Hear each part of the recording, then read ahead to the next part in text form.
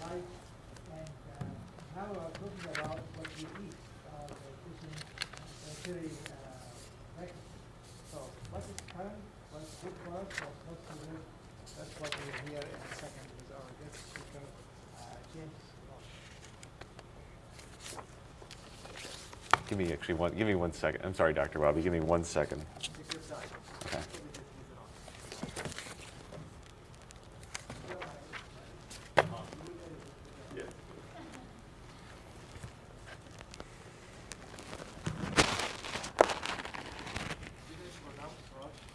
Roche.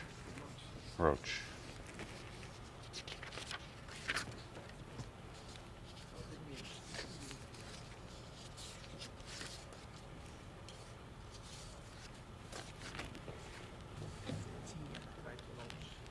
I'm sorry?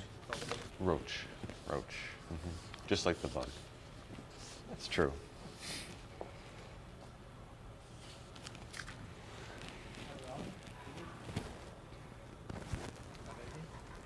Yes.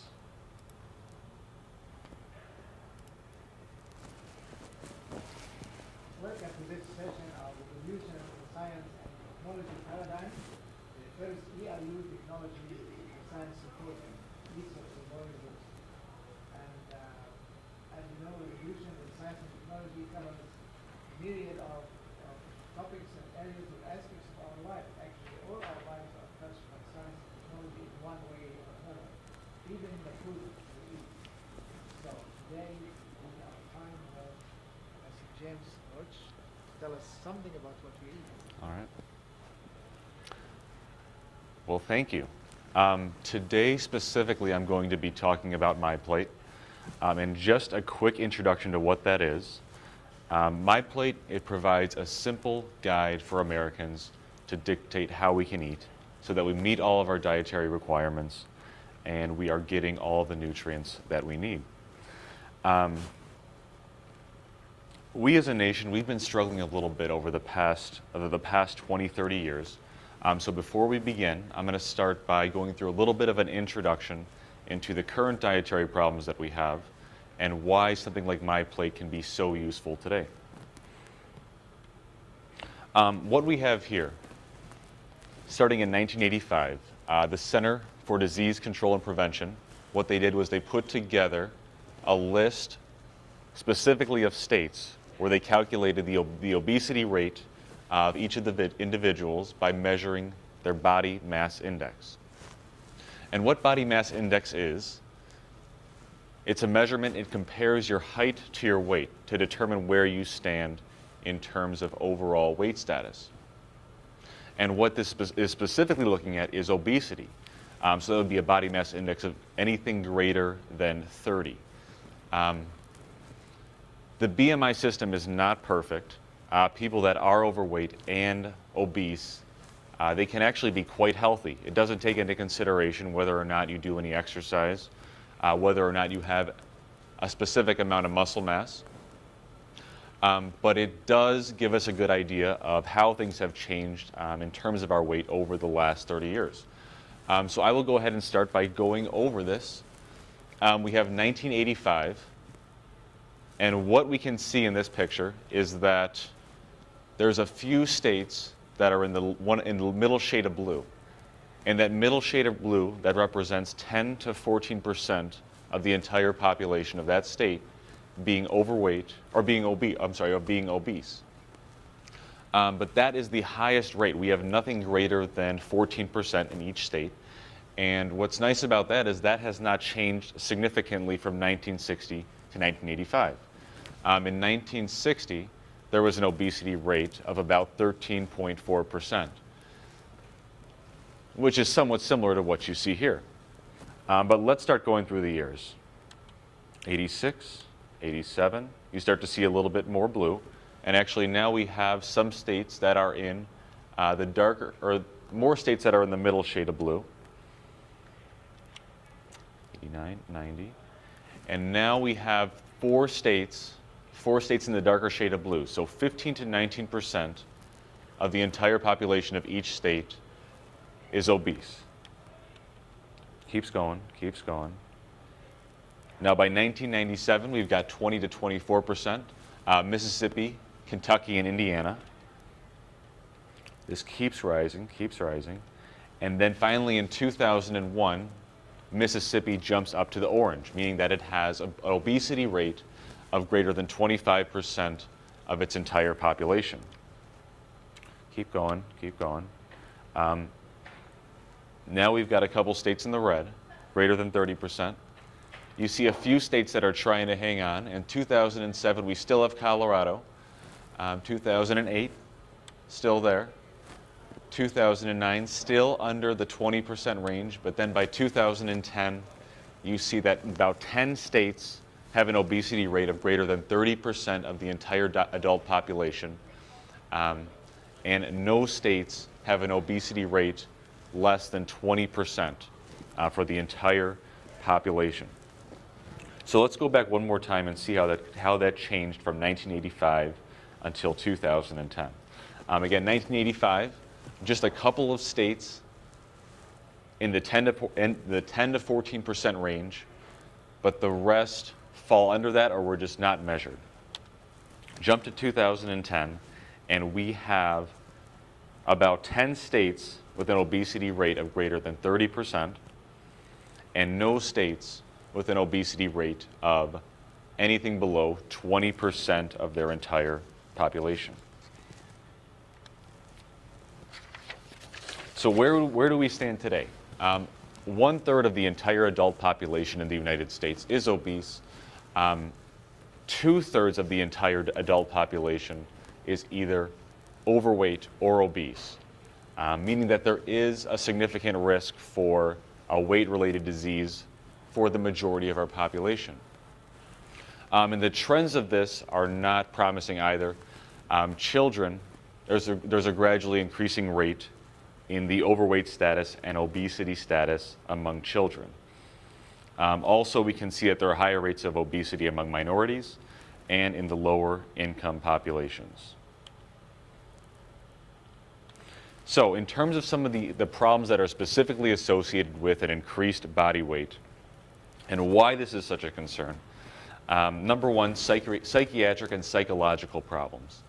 This is something that's more common in the United States, which is somewhat of a surprise considering that we have such a high overweight and obese population. But there is a lot of social pressure against people that are overweight and have excess body fat. Additionally, there's a lot of chronic health conditions that are associated with gaining excess weight.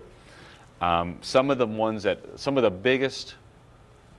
biggest concerns, type 2 diabetes, heart-related diseases, high blood pressure, hypertension, plaque buildup in the arteries, and stroke. There's also an increased risk of certain cancers. These include cancers of the breast, colon, prostate, and uterus. Also, the additional stress, additional pressure from the bones holding excess weight predisposes many Americans for joint-related pains, joint-related conditions such as arthritis.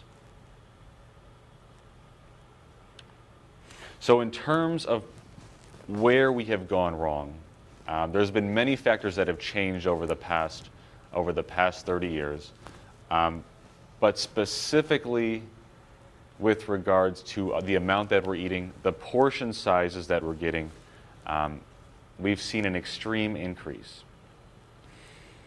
The increase in consumption of soft drinks and the sizes of soft drinks that are available at restaurants has increased about 62%.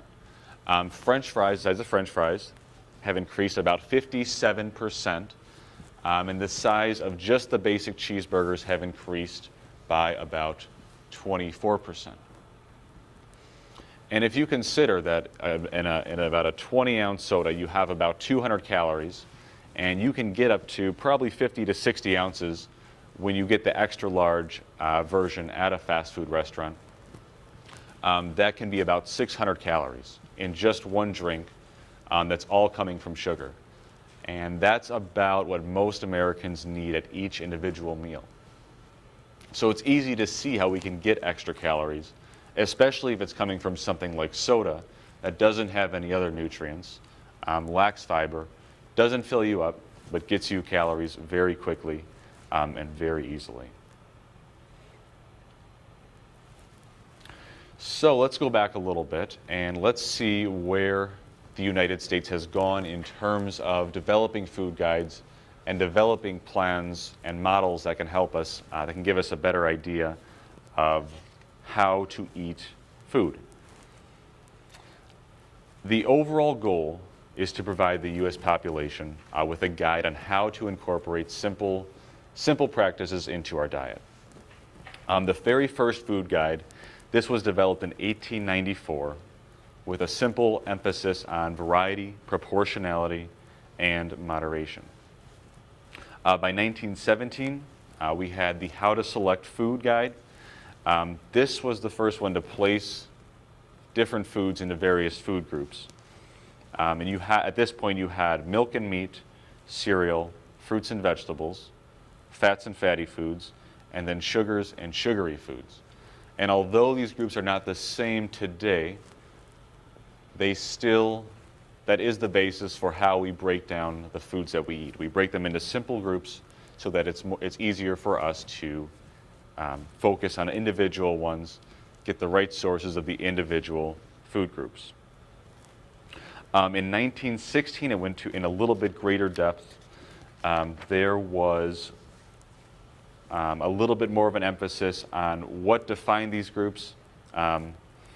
But you get the first visual in 1943, which is what we have right here. And this broke it down into the very basic 7.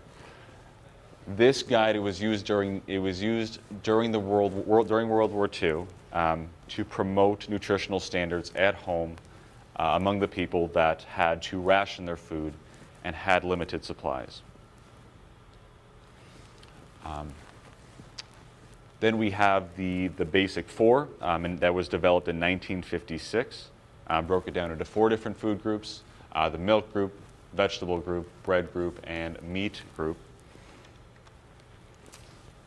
We had a couple others along the way as well, but the ones that we are most familiar with is probably going to be the food guide pyramid. And this is the first time that we tried to specifically divide it into the amount of servings that we should be getting from each of the food groups. The problem with the food guide pyramid, and the problem with what we had with the MyPlate, which was developed in 2005, is that you really cannot make a plate from either of these models. You cannot really apply this directly to what you're going to be eating. It's very difficult to. There's no plates that are circle that are made like a pyramid, and so what we came up with in 2011 was MyPlate. And so MyPlate, a very simple tool. Many Americans can very easily follow this. You break down your plate into 4 simple categories, and it's something that can be used as an educational tool as well. Specifically, that the trends of healthcare today are towards primary prevention and going to the root of our issues through developing educational outreach, through getting information out there on how to prevent chronic diseases, how to cut down on the total costs of our overall, our current direction in healthcare. So what is nice about MyPlate is that it does provide something that can be used as a very simple educational tool among multiple populations. Teachers at schools, they can use this for their children very easily. Managers of food establishments can relate these messages easily as well. And it does not require a high degree of education to understand this. People of all different types of socioeconomic levels, they can understand how they can break their plate into these different groups. There is more information that is available specifically on MyPlate that specifically breaks down each of these groups.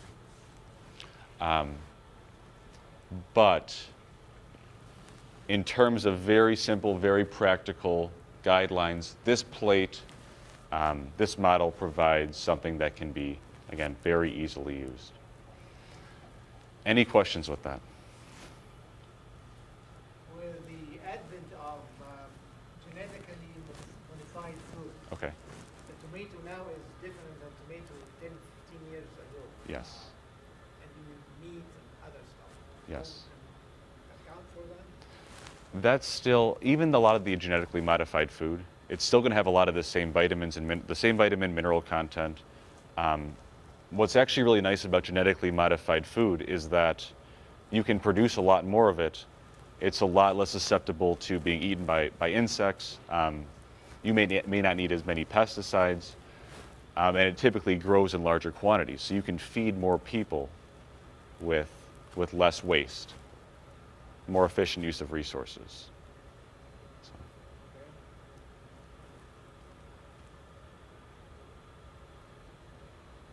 Any other questions?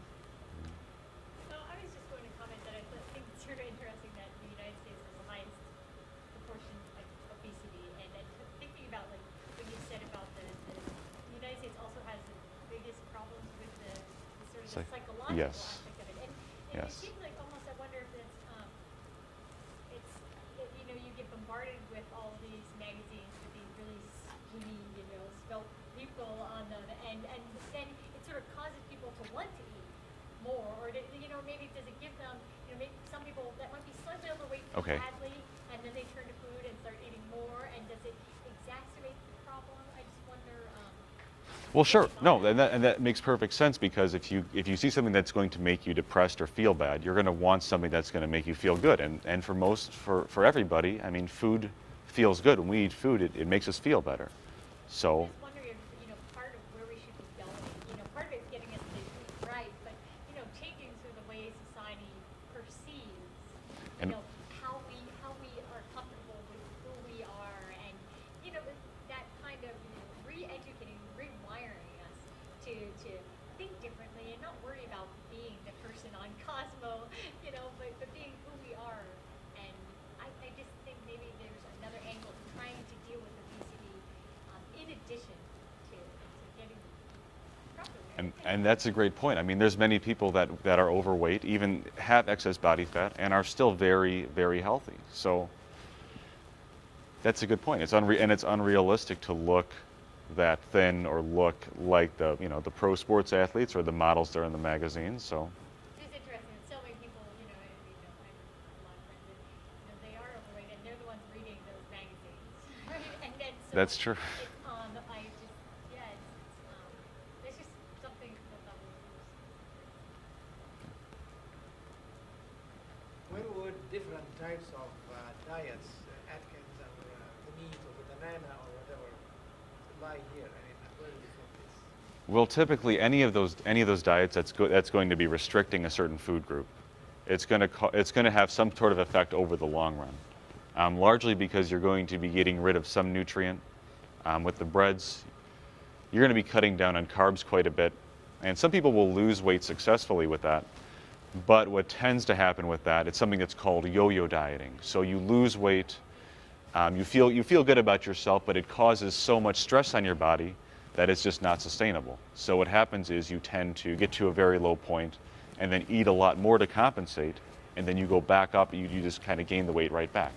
That's what happens in the majority of the cases, the vast majority of the cases. it seems like the best approach is to eat, sort of like take your plate and just make it overall smaller, keeping the proportions the same, but just make your plate a little bit smaller overall if you wanted to diet and lose weight, right? And combine with exercise. And that's perfect. That's exactly our issue, because we actually do get the right amount, the right balance of foods, of nutrients, but our plates are too big. We get too many calories. That's the main issue. So. Talking about soda, the sugar is in the regular soda. Yeah. Not the diet or the zero thing. Those they do have 0 grams of sugar in those. They have 0 calories. So they are better. They are technically better for you than soda is. You can do too much, and there are some studies that do show that if you drink a lot of diet soda, that you tend to overeat other sugary foods. You tend to crave sugary foods, and so you eat more sugar as a result. But if you're able to eat a balanced diet, you will not gain weight by drinking diet beverages, diet sodas, diet.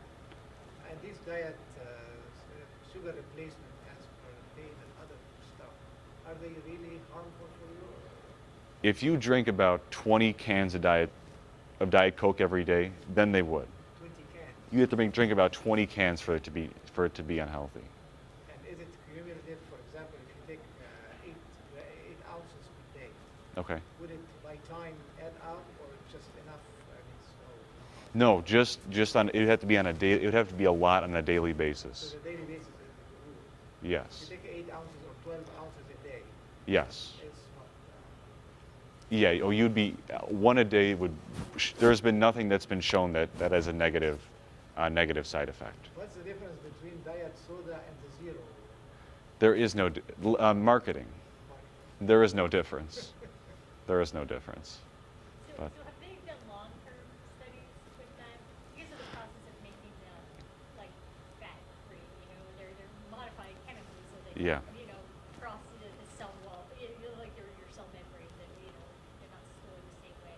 I just wondered how long have we been doing those studies? I mean, have we done them for 20 years? If we follow people over time, do we know what the long-term consequences are? I just remember back to like saccharin and those. Yeah. We didn't think it was bad until wow, many years later, and then we thought, oh, maybe we shouldn't have. And that's a good point. That's a good. I am not 100% sure. I believe they've done studies that are about 10 to 15 years long, but I'm not 100. I can't say that for 100% with 100% certainty. And that's a good point. That's a good point. What's the difference between orange juice from concentrate and not from concentrate? I'm not 100% sure, but I believe. I'm not sure actually. I can't tell you. You know what Buffy is eating? He's concerned about his plate now. Very good. I know. Yeah.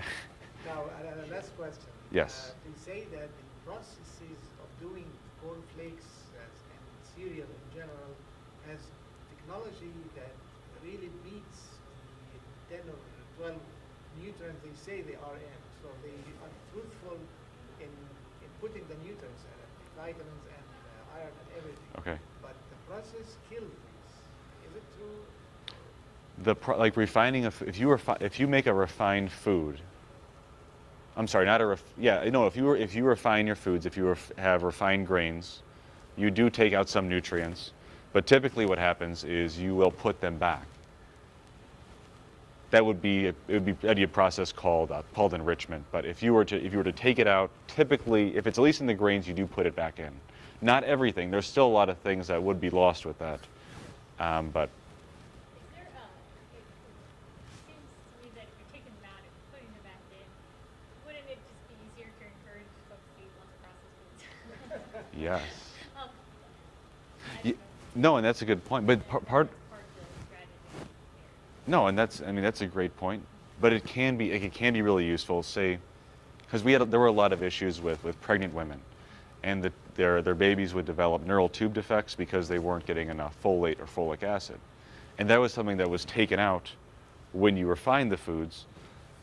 But they put that back in now. So at least the enriched products, at least the enriched grain products, they do have that, so they can prevent a lot of major diseases. But you're right. Unsalted grains have the folate in them. It wouldn't have been lost. If you eat unprocessed grains, you would be getting the same amount of folate. Yes, that's true. Yeah. Very good. Thank you very much. Thank you.